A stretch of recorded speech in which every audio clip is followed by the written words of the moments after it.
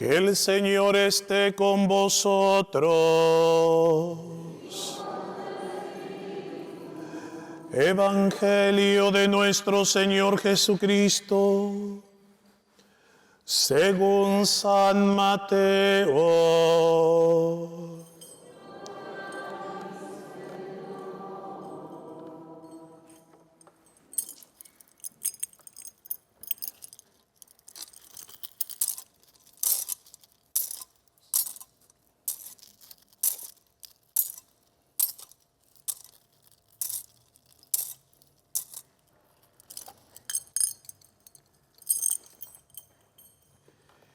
En aquel tiempo, Jesús al pasar vio a un hombre llamado Mateo, que estaba sentado a la mesa de recaudación de impuestos, y le dijo: sígueme. Él se levantó y lo siguió. Mientras Jesús estaba comiendo en la casa, acudieron muchos publicanos y pecadores y se sentaron a comer con él y sus discípulos. Al ver esto, los fariseos dijeron a los discípulos: ¿por qué vuestro maestro come con publicanos y pecadores? Jesús, que había oído, respondió: no son los sanos los que tienen necesidad del médico, sino los enfermos.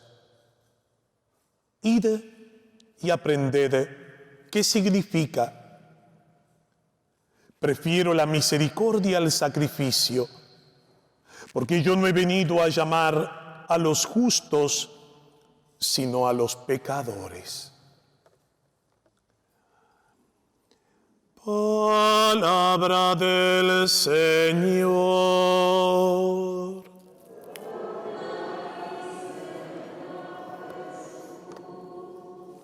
Ave María Purísima. En el nombre del Padre, y del Hijo, y del Espíritu Santo. Amén.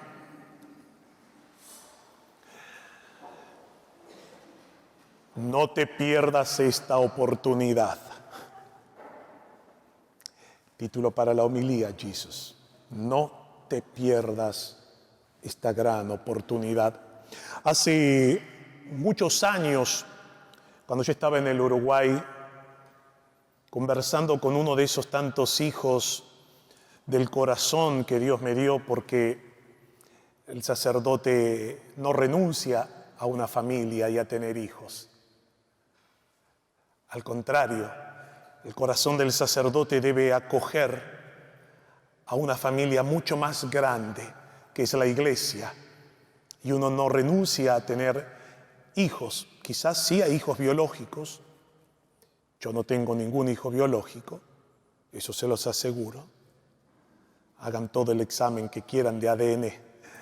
Aunque sea parecido a mí, espero que sea parecido a lo que uno como padre en la fe intenta inculcar a aquellos a quienes el Señor pone, y que uno como sacerdote termina siendo depositario de secretos, de vivencias personales que muchos de ustedes comparten y que nosotros como sacerdotes morimos con ese secreto, con esa confidencia que hace que muchas veces ustedes se acerquen a compartirla, ya sea buscando luz, paz o consuelo. Y yo le decía a este joven, a quien veía aptitudes al sacerdocio, ¿no? Porque tenía aptitudes y las sigue teniendo, aunque han pasado años y él no se atrevió a dar ese paso. No te pierdas esta oportunidad. Hay un dicho que dice que el tren pasa una sola vez en la vida, una sola vez en la vida. Y a veces, y yo en ese momento, cuando él me ponía miles de excusas y me decía: pero padre, quizás Dios me está llamando a formar una familia, porque a mí me gustaría tener una esposa, tener hijos. Y yo le decía: Yo no me hice cura porque no servía para el matrimonio. Es más, si no servís para el matrimonio, no vas a servir para ser sacerdote, porque yo no estoy aquí por ser un fracasado y la hermanita no está aquí por ser una fracasada. Una vez una chica en Luján me decía, yo quiero ser monja, y yo me puse contento cuando me dijo eso.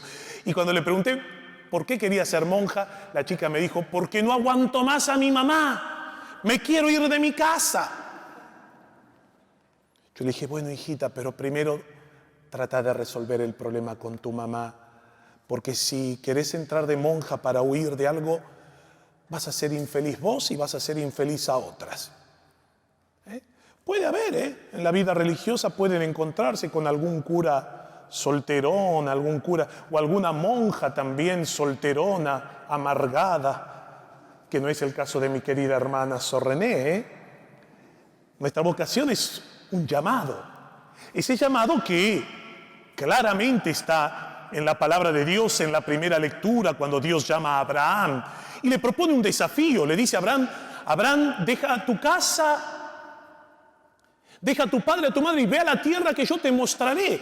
¡Wow! Hay que tener mucha generosidad y confiar en la voluntad de Dios.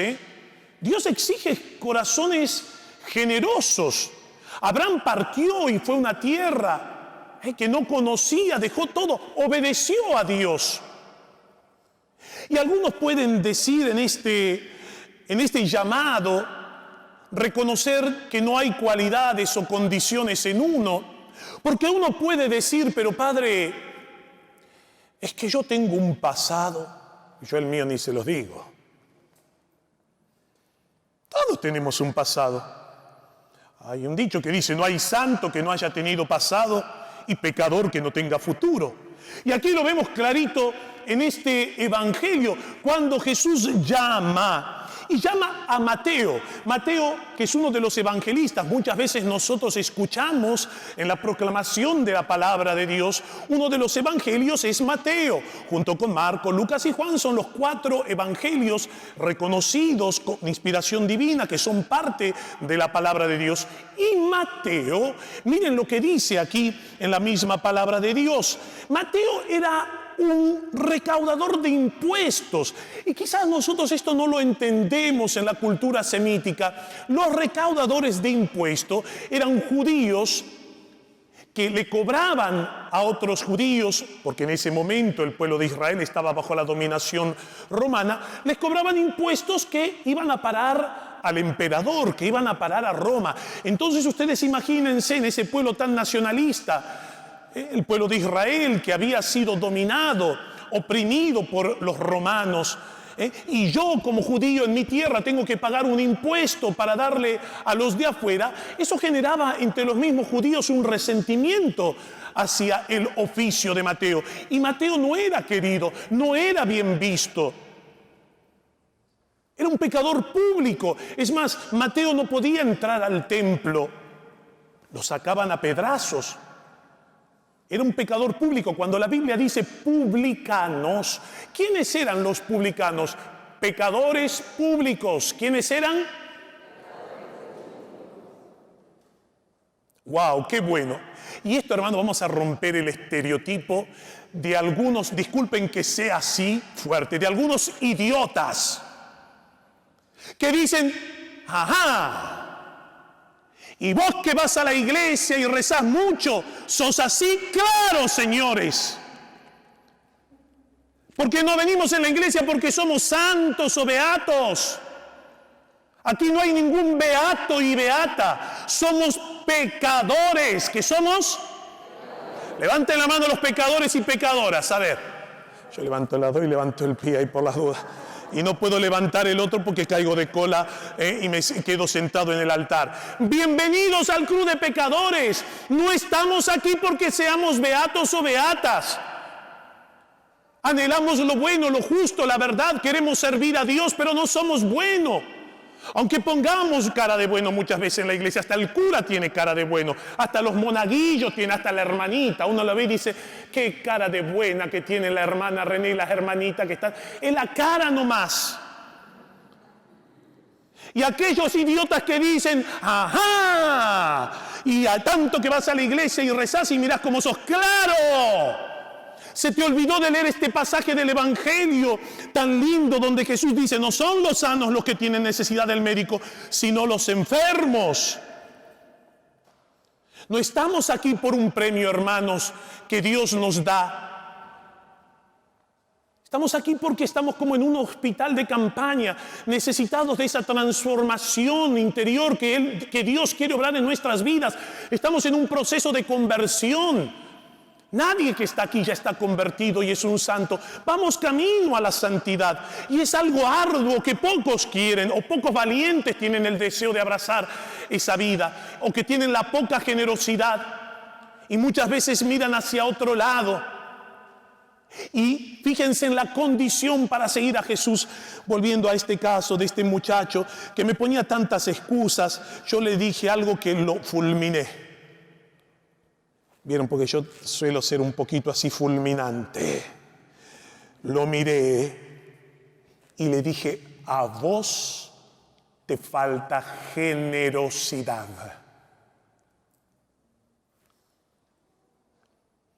Pasaron como 15 años de esa charla y ojalá que esté escuchando esta homilía, porque aunque intentó imponer su voluntad, y nos queremos mucho, es un hijo al que quiero y amo profundamente, ojalá que pudiera estar escuchando esta homilía y me diga algún día, Padre, tenías razón, quise hacer mi voluntad y no la de Dios y no la invoco. No tengas miedo. Cuando Dios te invite a algo, aunque tú creas que no tienes las cualidades suficientes, Dios llama a quien quiere. Y Dios no siempre llama a los mejores. Ténganlo en cuenta. Dios no siempre llama a los mejores. Por eso estamos todos aquí. Esto es lo peorcito de lo peorcito. Qué bueno. Gloria a Dios. Gracias, Señor. Me consuela tu palabra.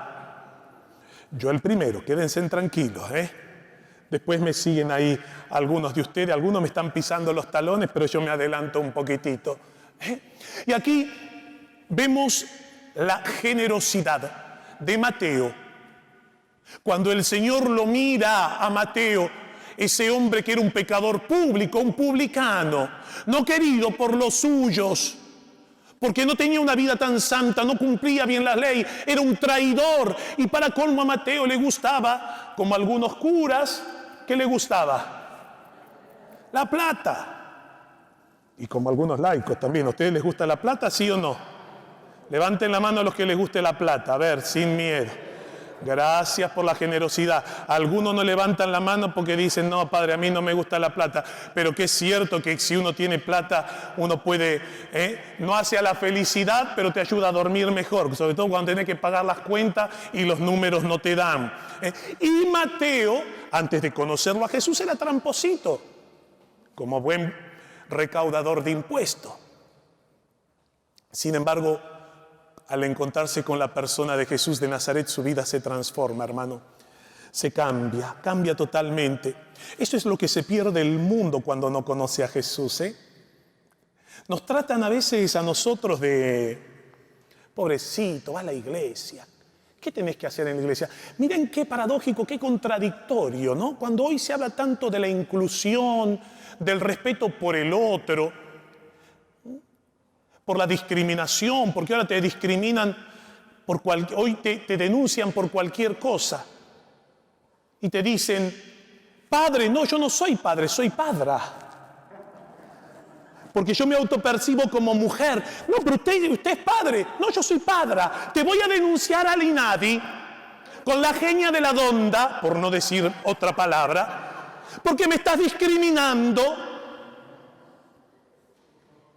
Porque no me decís padra y yo me siento padra, no padre. ¿Vieron la idiotez humana, hermanos, que hay? Pero yo estoy convencidísimo, hoy que se habla tanto de la tolerancia y de la inclusión, muchos de nosotros padecemos por ser creyentes y se burlan y nos hostigan. Es más, esos mismos que hablan de derechos son los más antiderechos. Porque están prohibiendo, quieren prohibir, imponer su ideología y prohibir en las iglesias, en las escuelas católicas que enseñen según su costumbre y moral, todo el tema de la educación sexual. Y si en las iglesias o en los colegios católicos no se enseñan lo que ellos quieren que se enseñe, se acusan a los profesores, En Italia también están intentando hacer una ley donde todos aquellos que digan que solamente hay dos géneros, masculino, femenino, terminan en cana. Parece esto una exageración, hermanos, pero ¿hasta dónde llega la locura del relativismo en que está viviendo el mundo? Una enfermedad total. La cultura del relativismo, más que cultura. La locura del relativismo, totalmente. Y vemos en esta palabra de Dios, primero qué lindo, cuál tiene que ser nuestra actitud también con aquellos que están lejos de Dios. Ayer hablaba con un hijo mío, a quien quiero mucho y que está aquí también presente, que ha compartido su testimonio con ustedes en muchas ocasiones, de cómo el Señor lo sacó de un mundo de muchísima oscuridad, de diversiones, de noches, de excesos, de todo tipo de excesos, ¿no? Y cómo su testimonio en algunas personas, es cierto, yo al escucharlo me generó muchísima ternura y glorificaba a Dios por lo que hizo en su vida, pero cuánta gente lo ha atacado también por su testimonio, quizás o no lo comprenden. No importa. Lo que importa es que nosotros siempre sepamos acoger a todos, aun aquellos que piensan distinto como lo hace Jesús de Nazaret, para dejar un mensaje en el corazón de ellos. Dice que Jesús, muchos pecadores y publicanos se acercaban a Él para escucharlo. Y aún frente a la recriminación de los otros que no entendían por qué Jesús recibía esa clase de personas, porque para los judíos religiosos, ortodoxos, esas personas eran pecadores. Dios no quería a esas personas y Cristo viene a enseñarnos que Él abre su corazón de misericordia, no para que la persona siga postrada en el pecado, por amor a Dios, sino porque busca la transformación interior de aquellos que lo escuchan. La iglesia debe acoger a todos. La iglesia debe amar a los pecadores, pero debe aborrecer el pecado. La iglesia no puede, mis hermanos queridos, querer coquetear y acomodarse con las verdades mejor dicho, con las mentiras que el mundo quiere imponer. Uno tiene que tener un corazón capaz de acoger a todos, acoger al pecador, al débil. Pero nosotros no podemos mimetizarnos y aplaudir el mal ni el pecado que hay en el mundo. No te pierdas esta oportunidad. El Señor te está llamando a ti. Padre, a mí. El llamado de Dios no solamente es ser religiosa, hermanita, monja, sacerdote o diácono.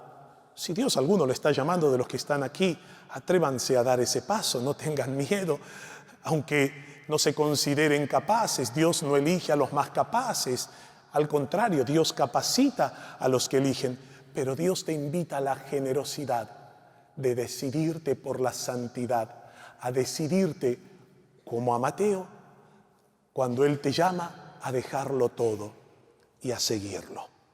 Ave María Purísima, en el nombre del Padre, y del Hijo, y del Espíritu Santo.